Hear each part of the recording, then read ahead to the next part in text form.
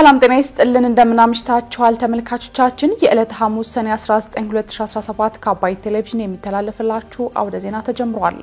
በምሽቱ የዜና ወጃችን በርካታ ዘገባዎችን ወደ እናንተ እናደርሳለን። የቢዝነስና የምጣኔ ሀብት ዘገባችንም ሰዓቱን ጠብቆ ይቀርባል። ዜናውን እየመራው ዳሩ ሰላም ተሾመ ከናንተ ጋር ቆይታ አደርጋለሁ። አብራችሁን ቆዩ።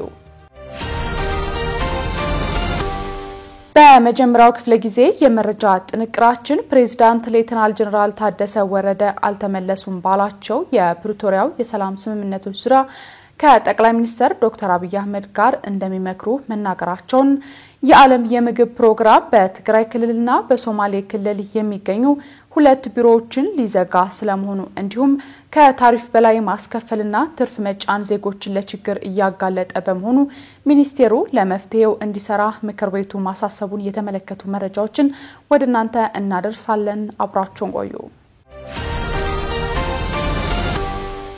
ፕሬዝዳንት ሌተናል ጀነራል ታደሰ ወረደ አልተመለሱም ባሏቸው የፕሪቶሪያ የሰላም ስምምነቶች ዙሪያ ከጠቅላይ ሚኒስትር ዶክተር አብይ አህመድ ጋር እንደሚመክሩ ተናገሩ። የትግራይ ክልል ጊዜያዊ አስተዳደር ፕሬዝዳንት ሌተናል ጀነራል ታደሰ ወረደ በዩኤንዲፒ የአደጋና ዝግጁነት ቢሮ ምክትል ዳይሬክተር ሚስተር ቱርባን ሳልህ ከተመራው የልኡካን ቡድን ጋር በክልሉ ወቅታዊ ሁኔታና በፕሪቶሪያው የሰላም ስምምነት አፈጻጸም ዙሪያ ተወያይተዋል። ፕሬዝዳንት ታደሰ በፕሪቶሪያ የሰላም ስምምነት ትግበራ ዙሪያ የሚመሩት አስተዳደር ከፌደራል መንግስት ጋር ፖለቲካዊ ውይይት እንዲደረግ እንደሚፈልጉ ተናግረዋል።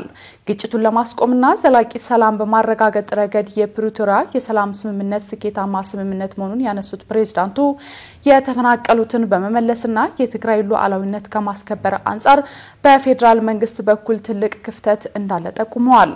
አክለውም የቀድሞ ታጣቂዎችን ትጥቅም በማስፈታትና የተሃድሶ ስልጠና በመስጠት ወደ ማህበረሰቡ በመመለስ ረገድ እንዲሁም የተሰናበቱትን በማቋቋም ረገድ ክፍተት መሆኑን ገልጸዋል። የተሰናበቱትን ለማቋቋም የሚያስችል ድጋፍ እንዳልተገኘ ያነሱት ሌተናል ጀነራሉ ጡረታ የወጡ ታጣቂዎችን መደገፍ አለመቻሉን አንስተው ዓለም አቀፉ ማህበረሰብ የገባውን ቃል እንዲፈጽምም ጥሪ አቅርበዋል። ዳግም ወደ ጦርነት የምንገባበት ምንም አይነት ምክንያት የለም ያሉት ፕሬዝዳንቱ የተፈናቀሉ ዜጎችን ለመመለስና በሌሎች ኃይሎች ተይዘዋል ያሏቸውን የክልሉን ቦታዎች ለማስመለስ ከፌደራል መንግስት ጋር በቅርበት መስራት እንደሚያስፈልግም ጠቁመዋል። ከጠቅላይ ሚኒስትር ዶክተር አብይ አህመድ ጋር ተገናኝተው በእነዚህ አጀንዳዎች ላይ እንደሚመክሩም አንስተዋል። ሌላኛው ሌተናል ጀነራሉ ያነሱት የህወሓት ከምርጫ ቦርድ መታገድ ጉዳይ ሲሆን በዚህ ዙሪያ ያሉ ችግሮችን በፖለቲካዊ መንገድ መፍታት እንደሚያስፈልግ ማሳታቸውን ጽፈት ቤታቸው አስታውቋል። በዩኤንዲፒ የአደጋና ዝግጁነት ቢሮ ምክትል ዳይሬክተር ሚስተር ቱርሃን ሳሌህ በበኩላቸው ለፕሪቶሪያ የሰላም ስምምነት ትግበራ የሚያግዙ የተለያዩ ፕሮጀክቶች ተቀርጾ እንደሚሰራ ተናግረዋል። ነፃ የትምህርት እድሎችንና አጫጭር ስልጠናዎችን በማመቻቸት በጡረታ የተገለሉ ታጣቂዎች ራሳቸውን እንዲችሉ ለመርዳት እንደሚሰሩም አክለዋል። የዓለም የምግብ ፕሮግራም በትግራይ ክልልና በሶማሌ ክልል የሚገኙ ሁለት ቢሮዎችን ሊዘጋ መሆኑን አስታወቀ። የመንግስታቱ ድርጅት የዓለም የምግብ ፕሮግራም በሰሜን ምዕራብ ትግራይ ከፍተኛ ቁጥር ያለው ተፈናቃይ በሚገኝባት ሽሬ ከተማ የሚገኘውን ቢሮውን በሰኔ ወር መጨረሻ እንደሚዘጋ አስታውቋል። የሚዘጋበት አንዱ ምክንያት የበጀት እጥረት መሆኑን ተገልጿል። የዓለም የምግብ ፕሮግራም የትግራይ አካባቢ ጽፈት ቤት ኃላፊ ሌቫን ቻቿ የሽሬ ጽፈት ቤታችንን እየዘጋ ነው ማለታቸውን አዲስ ስታንዳርድ ዘግቧል። ነገር ግን የመቀሌ ቢሮአችንን በመጠቀም የክልሉን የሰሜን ምዕራብ ዞን ስራችንን ማከናወን እንቀጥላለን ብለዋል። የእርዳታ ምግብ የማከፋፈሉን ኃላፊነቶች በዩኤስ የገንዘብ ድጋፍ ለሚንቀሳቀሰው መንግስታዊ ያልሆኑ ድርጅቶች ጥምረት ለጋራ የአደጋ ጊዜ ኦፕሬሽን መስጠቱን የጠቆሙት ኃላፊው ተቋማቸው የዓለም የምግብ ፕሮግራም የተመጣጠነ ምግብ የማቅረብ የትምህርት ቤት ምገባና መልሶ ማቋቋም ላይ ያተኮሩ ፕሮጀክቶችን ግን የማከናወን ተግባሩ ግን እንደሚቀጥል ገልጸዋል። የፕሮግራሙ የሽሬ ቢሮ በሰኔ ወር መጨረሻ የመዝጋቱ ውሳኔ የተደረሰው በተያዘው ዓመት 2017 ዓመተ ምህረት መጀመሪያ ከኢትዮጵያ መንግስትና ከለጋሾች ጋር በመስማማት በትግራይ አማራና አፋር የተካሄደውን የምግብ እርዳታ አቅርቦት በመንግስታዊ ያልሆኑ ድርጅቶች ጥምረት በኩል እንዲከወን መደረሱን ተከትሎ ነው ሲሉ የዓለም የምግብ ፕሮግራም ኢትዮጵያ ቃል አቀባይ ክሌር ኔቪል መናገራቸውን ዘገባው አክሏል። በቅርቡ ከሚዘጋው የዓለም የምግብ ፕሮግራም የሽሬ ቢሮ በተጨማሪ በሶማሌ ክልል ቀብሪ ዳሃር የሚገኘውን ቢሮም እንደሚዘጋ ክሌር አረጋግጠዋል። ከታሪፍ በላይ ማስከፈልና ትርፍ መጫን ዜጎችን ለችግር እየጋለጠ በመሆኑ ሚኒስቴሩ ለመፍትሄው እንዲሰራ ምክር ቤቱ አሳሰበ። የህዝብ ተወካዮች ምክር ቤት አባላት የትራንስፖርትና ሎጂስቲክስ ሚኒስቴር ከታሪፍ በላይ ማስከፈልና ትርፍ መጫን ዜጎችን ለችግር እያጋለጠ በመሆኑ ለመፍትሄው እንዲሰራ አሳስቧል። የህዝብ ተወካዮች ምክር ቤት ባካሄደው 40ኛ መደበኛ ስብሰባው የትራንስፖርትና ሎጂስቲክስ ሚኒስቴርን የ2017 በጀት ዓመት የ11 ወራት የእቅድ አፈጻጸም ሪፖርትን ገምግሟል። የሚኒስቴር መስሪያ ቤታቸውን የእቅድ አፈጻጸም ሪፖርት የትራንስፖርትና ሎጂስቲክስ ሚኒስትሩ ዶክተር አለሙ ስሜ ካቀረቡ በኋላ የምክር ቤቱ አባላት ሪፖርት የተከናወኑ በርካታ ውጤታማ ተግባራትን ያሳየ መሆኑን ገልጸዋል።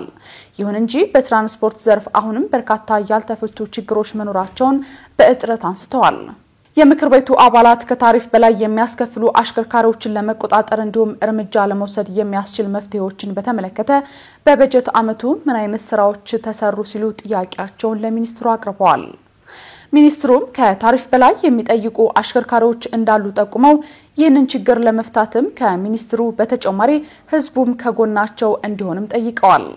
አክለውም ችግሩን ለመፍታት ሚኒስቴር መስሪያ ቤታቸው ከፌደራል ፖሊስ ጋር በመሆን እየሰራ እንደሆነ ተናግረዋል። እንደ መንግስት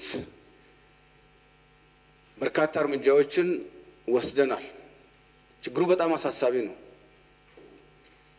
ችግሩ ዜጎችን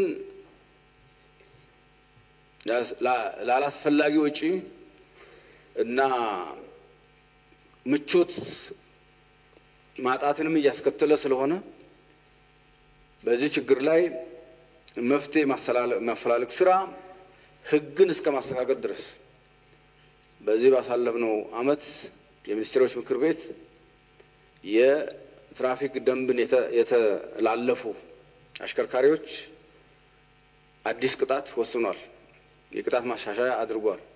ትራንስፖርት በየጫካው ነው የሚሄደው። ካሜራ የለንም እንደ ሌላው ሀገር እንደ ዘመናው ሀገር ካሜራ የለንም። በርግጥ ከኮሪደር ልማት ጋር በከተሞች ተጀምሯል።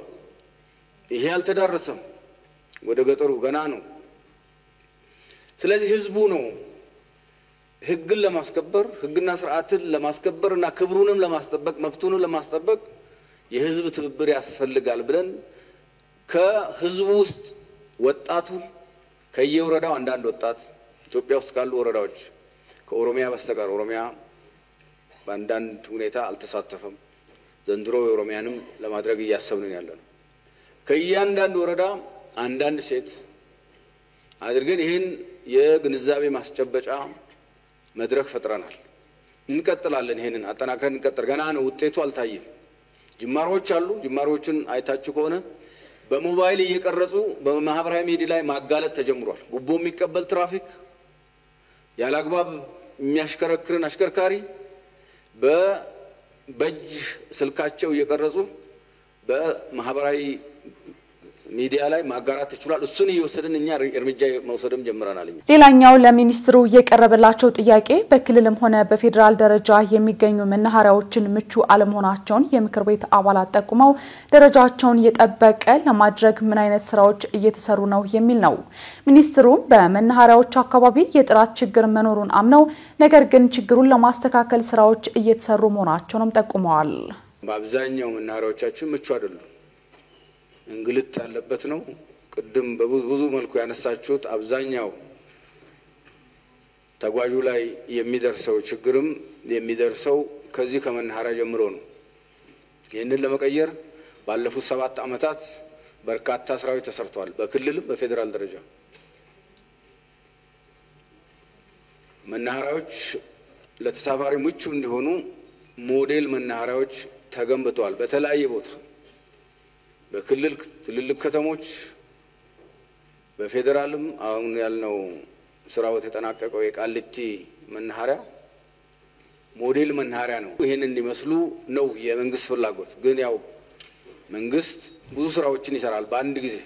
የትራንስፖርት ሴክተር ላይ ሌሎች ሴክተር ላይ በርካታ ስራዎችን በአንድ ጊዜ ስለሚሰራ ደረጃ በደረጃ ነው የምንቀይረው። እስከዛስ አዲስ ግንባታ ተገንብቶ ደረጃውን የጠበቀ አሁን በመንፈልገው ስታንዳርድ መናኸሪያ እስከምንገነባ ድረስ ደግሞ ያሉትን ማደስ ስራዎችም እንዲሁ ጎን ለጎን እየተሰሩ ነው ያሉትና ይሄ መናኸሪያን የመቀየር ለዜጎች ምቹ የማድረግ ስራ በክልልም በፌደራልም እየተሰራ ነው ያለው። የተወደዳችሁ ተመልካቾቻችን እየተከታተላችሁት ያላችሁት ከአባይ ቴሌቪዥን የአውደ ዜና የመረጃ ሰዓታችን ቀጥሏል። ወደ ሌሎች ተጨማሪ መረጃዎች ስናልፍ ደግሞ በአዲስ አበባ በ315 መስጂዶች የመራጮች ምዝገባ በነገው ዕለት እንደሚጀመር መገለጹን ኤርትራ የተመድ የሰብአዊ መብቶች ተቆጣጣሪ ልዩ ራፖርተር የሥራ ዘመን እንዲያበቃ የምታደርገው ጥረት ውድቅ እንዲደረግ ሂዩማን ራይትስ ዎች መጠየቁን ጨምሮ ሌሎች ዜናዎችን እያሱ በለጠ ያቀርባቸዋል። ተከታትለን እንመለስ። አሁን በድጋሚ አብራችሁን ቆዩ። በአዲስ አበባ በ315 መስጂዶች የመራጮች ምዝገባ በነገው ዕለት እንደሚጀመር ተገለጸ። የአዲስ አበባ ከተማ እስልምና ጉዳዮች ከፍተኛ ምክር ቤት ምርጫ አስፈጻሚ ቦርድ በአዲስ አበባ የመጅሊስ ምርጫ በነገው ዕለት በ315 መስጂዶች የመራጮች ምዝገባ እንደሚጀምር አስታውቋል። የአዲስ አበባ ከተማ እስልምና ጉዳዮች ከፍተኛ ምክር ቤት ምርጫ አስፈጻሚ ቦርድ ሰብሳቢ አቶ ጅብሪል ኡስማን ዛሬ በሰጡት መግለጫ እንዳሉት በአዲስ አበባ በ315 መስጂዶች ምዝገባ ለማከናወን ከሞላ ጎደል አስፈላጊ ቁሳቁሶች መዘጋጀታቸውን ገልጸዋል። መስጂድ አልባ የሆኑ ወረዳዎች ላይ ምርጫውን ለማከናወን መድረሳዎች፣ ዛዊያዎችና የቁርአን ቤቶች የመራጮች ምዝገባ ቦታ ሆኖ እንደሚያገለግሉ አቶ ጅብሪል ኡስማን ተናግረዋል። መራጮች ለምዝገባ ሲመጡ በሚመዘገቡበት መስጂድ አካባቢ ነዋሪ መሆናቸውን የሚያረጋግጥ መታወቂያ ይዘው መቅረብ እንደሚጠበቅባቸው አክለዋል። በምርጫው ሂደት መራጮች እንጂ ተመራጮች እስከ ምርጫው ዕለት ድረስ የማይታወቁ መሆናቸው የተገለጸ ሲሆን ምርጫውን በ5 ዘርፎች የዑለማዎች፣ የምሁራን፣ የወጣቶች ዘርፍ፣ የሴቶች ዘርፍ በሰራተኛ ማህበረሰብ እንደሚከናወንም በመግለጫው ተነስቷል። በመጨረሻ መጅሊሱን በየዘርፉ ከመዝሃብና ጀማ ልዩነት ውዝግብ ቅኝት በመውጣት በእኩልነት፣ በፍትሃዊነት፣ በአቃፊነትና በአካታችነት ወደሚያገለግል ተቋም ለማሸጋገርና ለማጽናት ሁሉም ህዝበ ሙስሊሙ እንዲመዘገብ ተሳትፎ እንዲያረጋግጥና የአዲስ አበባ ከተማ እስልምና ጉዳዮች ምርጫ አስፈጻሚ ቦርድ ጥሪ አቅርበዋል። ኤርትራ የተመድ የሰብአዊ መብቶች ተቆጣጣሪ ልዩ ራፖርተር የሥራ ዘመን እንዲያበቃ የምታደርገው ጥረት ውድቅ እንዲደረግ ሂዩማን ራይትስ ዎች ጠየቀ።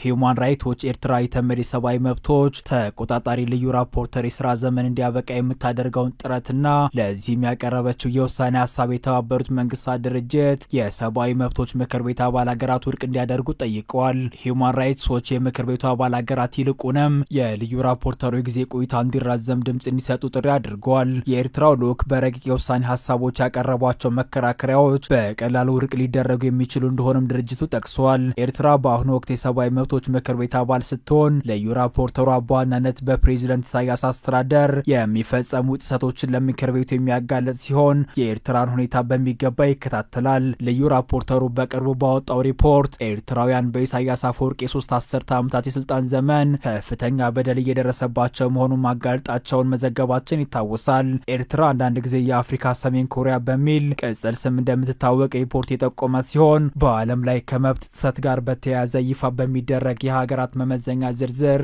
ኤርትራ ሁሌም መጨረሻ ቦታ ላይ እንደምትገኝ አንስተዋል። በተመድ የሰብአዊ መብቶች ጉዳይ የኤርትራ ልዩ ዘጋቢ ሙሐመድ አብዱል ሰላም ባቢከር በቅርቡ ጄኔቫ ስዊዘርላንድ ላይ በተካሄደው የመሪዎች ጉባኤ ላይ ባደረጉት ንግግር በኤርትራ የሚታዩ የመብት ጥሰቶች ስልታዊ መሆናቸውን አንስተው አስቸኳይ ተጠያቂነት እንደሚያስፈልግ አስረድተዋል።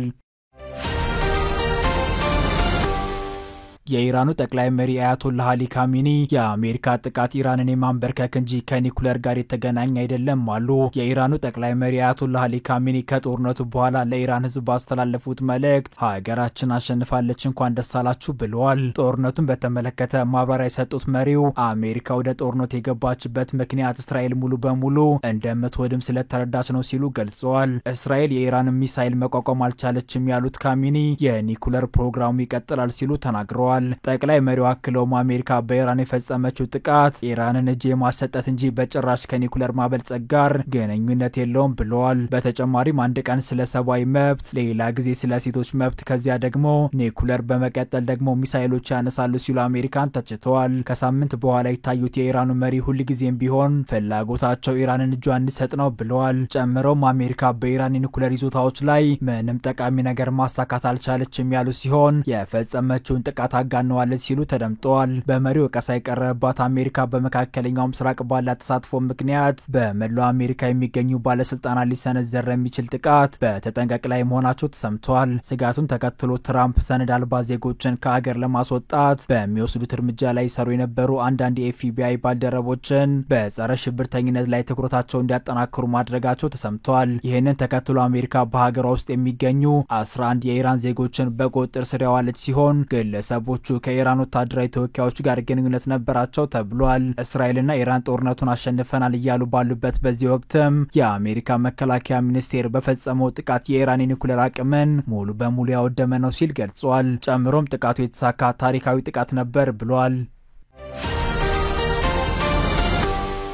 ከአባይ ቴሌቪዥን የምሽት ዘገባዎች አሁንም እንደቀጠሉ ናቸው። ውድ ተመልካቾቻችን የቢዝነስና ምጣኔ ሀብት ጉዳዮች የሚቀርቡበት ሳለርሰናል መረጃዎቹን ሰላማዊት ጌታ ሰው ይዛለች። ተከታትለን እንመለስ።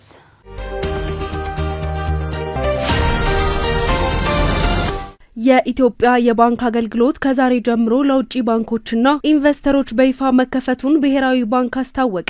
የኢትዮጵያ ብሔራዊ ባንክ ባወጣው መግለጫ የሀገሪቱን የባንክ ዘርፍ ለውጥ ተሳትፎ ክፍት የሚያደርግ አዲስ መመሪያ በትናንትናው ዕለት ይፋ አድርጓል። ይህ እርምጃ የኢትዮጵያን የፋይናንስ ዘርፍ ለውጭ ኢንቨስትመንት ክፍት ለማድረግ ሲደረግ የቆየው ጥረት የመጨረሻው ምዕራፍ ተደርጎ እንደሚወሰድ ተገልጿል። መመሪያ ቁጥር SBB/94/2025 ባለፉት አንድ ዓመት በተለያዩ ባለድርሻ አካላት በተደረጉ ሰፊ ውይይቶችና ምክክሮች ግብአት ተደርጎ የተዘጋጀ መሆኑ ታውቋል። ይህ መመሪያ ከቅርብ ጊዜ ወዲህ በጸደቀው የባንክ ስራ አዋጅ መሰረት የወጣ ሲሆን የሚያስፈልገውን የህግ ማዕቀፍ ማሟላቱ ተገልጿል። ይህ አዲሱ የፈቃድ አሰጣጥ መመሪያ ለመጀመሪያ ጊዜ የውጭ ባለሀብቶች ባንኮችንና ሌሎች ስትራቴጂካዊ ባለሀብቶችን ጨምሮ በኢትዮጵያ የባንክ ስርዓት ውስጥ እንዲሳተፉ ያስችላል ተብሏል። ብሔራዊ ባንክ ትናንት ሰኔ 18 ቀን 2017 ዓ.ም ባወጣው መግለጫ መመሪያው የውጭ ተዋናዮች የባንክ ዘርፉን እንዲቀላቀሉባቸው በርካታ መንገዶችን ያቀርባል። ከነዚህም መካከል ቅርንጫፍ ባንኮችን፣ የውጭ ባንክ ቅርንጫፎችን ወይም የወኪል ቢሮዎችን ማቋቋም ይገኙበታል። ይህን ተከትሎ የኢትዮጵያ ብሔራዊ ባንክ የሀገሪቱን የባንክ ዘርፍ ለውጥ ተሳትፎ ክፍት መሆኑን የገለጸ ሲሆን የውጭ ባንኮችና ባለሀብቶችም ማመልከቻዎቻቸውን ለብሔራዊ ባንክ ማቅረብ እንደሚችሉ አስታውቋል። በዚህ ዓመት ታህሳስ ወር ላይ በፓርላማ በጸደቀው የባንክ ስራ አዋጅ መሰረት የውጭ ኢንቨስተሮች ወይም የውጭ ባንኮች በኢትዮጵያ የባንክ ዘርፍ ውስጥ የሚሳተፉ በአራት አይነት መንገድ ነው። አዋጁ የውጭ ባንኮች በኢትዮጵያ ሕግ መሰረት የሚቋቋም ተቀጥላ እንዲመሰርቱ አሊያም ቅርንጫፍ ከፍተው እንዲሰሩ ፈቅዶላቸዋል።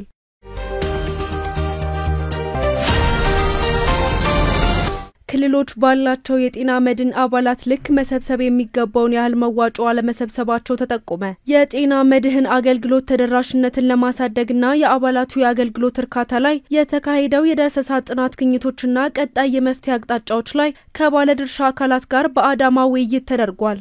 የኢትዮጵያ የጤና መድህን አገልግሎት ዋና ዳይሬክተር አቶ ተስፋዬ ወርቁ በዚህ ወቅት እንደገለጹት ክልሎች ባላቸው የጤና መድህን አባላት ልክ መሰብሰብ የሚገባቸውን ያልመዋጮ አለመሰብሰብ፣ የአባላት ቁጥር ለመጨመር የሚሰራ ስራ አናሳ መሆን በዳሰሳ ጥናቱ ተለይቷል ብለዋል። እንዲሁም ብክነትና የመልካም አስተዳደር ችግሮች እንደሚታዩ በጥናቱ መለየቱን ጠቁመዋል። ከዚህም ባለፈ ጠንካራ ክትትልና ቁጥጥር ያለመኖር፣ በተገቢው መልኩ ኦዲት ያለማድረግ ከጥናቱ ግኝቶች መካከል የሚጠቀሱ ናቸው ብለዋል። የመድረኩ ዓላማም በጥናቱ የተለያዩ ክፍሎችን ለመሙላት የሚያስችል የተቀናጀ ጥረት ለማድረግ መሆኑን ጠቁመው በተጨማሪም በጤና ኢንሹራንስ የፋይናንስ አቅማቸው ራሳቸውን ያልቻሉ ወረዳዎች የችግሮቻቸውን ምክንያት የመለየትና መፍትሄ ለማስቀመጥ ጭምር የተካሄደ ጥናት መሆኑን አስረድተዋል። የአገልግሎቱ ምክትል ዋና ዳይሬክተር ወይዘሮ ላምሮት አንዱዓለም በበኩላቸው የጤና መድህን አገልግሎት በሀገሪቱ 1090 ወረዳዎች ተደራሽ መደረጉን መናገራቸውን ኢዜአ ዘግቧል። በዚህም ከ60 ሚሊዮን በላይ የሚሆኑ ዜጎች በአገር አቀፍ ደረጃ ተጠቃሚ ማድረግ መቻሉን አስታውሰው እየተገባደደ ባለው በጀት ዓመት ብቻ ከ15 ቢሊዮን ብር በላይ የጤና መድህን ፈንድ ከፌዴራል ክልሎች አባላትና ባለድርሻ አካላት መሰብሰቡን ተናግረዋል። ከ4000 በላይ ከሚሆኑ የጤና ተቋማት ጋር ውል ተገብቶ የጤና አገልግሎት እየተሰጠ እንደሚገኝም ተናግረዋል።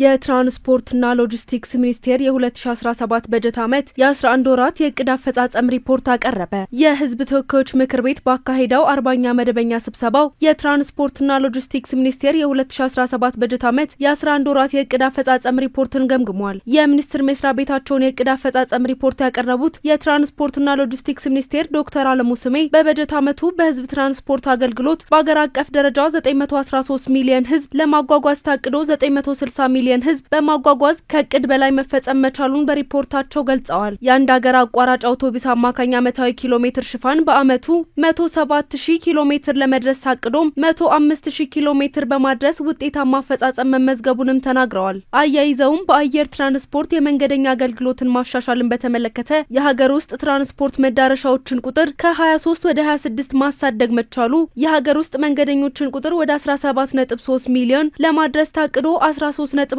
ሚሊዮን በማድረስ ውጤታማ ስራ ተሰርቷል ብለዋል። በአየር ትራንስፖርት የተፈረሙ ዓለም አቀፋዊ ስምምነቶች ከ110 ወደ 113 የአውሮፕላኖች ብዛትን ከ178 ወደ 190 ማድረስ መቻሉን ተናግረዋል። እንዲሁም የዓለም አቀፍ መዳረሻ ቦታዎችን ከ138 ወደ 155 ለማሳደግ እና 89.3 ሚሊዮን መንገደኞችን ለማጓጓዝ ታቅዶ 111 ስምምነቶችን መፈራረምና የአውሮፕላኖችን ቁጥርም 183 ማድረስ መቻሉን ጠቁመዋል። በተመሳሳይም የዓለም አቀፍ መዳረሻዎችን 143 ማድረስና 75.2 ሚሊዮን መንገደኞችን በማጓጓዝ የዕቅዱን 89.3 በመቶ መፈጸም መቻሉንም መናገራቸውን ከምክር ቤቱ ያገኘነው መረጃ ያመለክታል።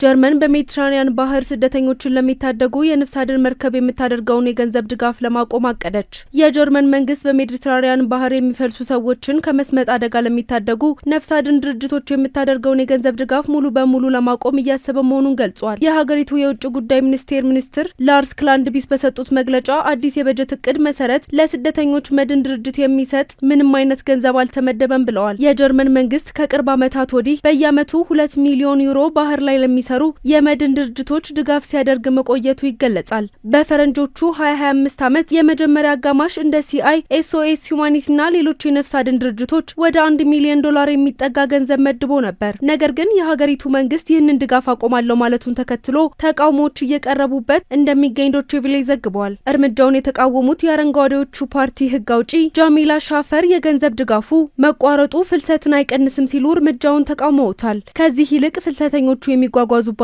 የሜዲትራኒያን የባህር መንገዶች ይበልጥ አደገኛና የሰውን ህይወት የሚበሉ ይሆናሉ ሲሉ ውሳኔውን በመግለጽ ውሳኔውን ነቅፈውታል። ስትከታተሉት የነበረው የዕለት ሐሙስ ሰኔ 19 2017 የምሽቱ መረጃችን ይህን ይመስል ነበር። አብራችሁን ስለነበራችሁና አመሰግናለን። በያላችሁበት መልካም ምሽት ይሁንላችሁ።